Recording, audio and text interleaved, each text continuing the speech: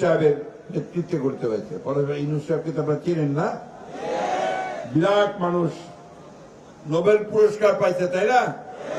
সারা পৃথিবীর মানুষ তাকে খুব শ্রদ্ধা করে এবং এই গরিব মানুষের জন্য তিনি অনেক কাজ করেছেন, কথা বলেছেন।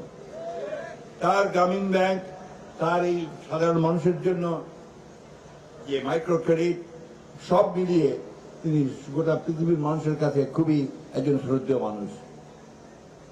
তিনি দেশের কয়েকজন বিশিষ্ট ব্যক্তিকে নিয়ে একটা সরকার গঠন করেছেন। আমরা এটাকে বলছি অন্তর্বর্তীকালীন সরকার, তাই তো?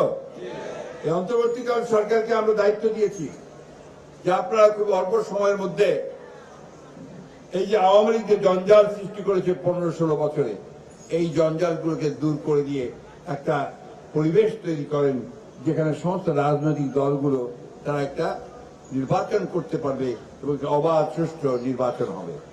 এই দায়িত্বটা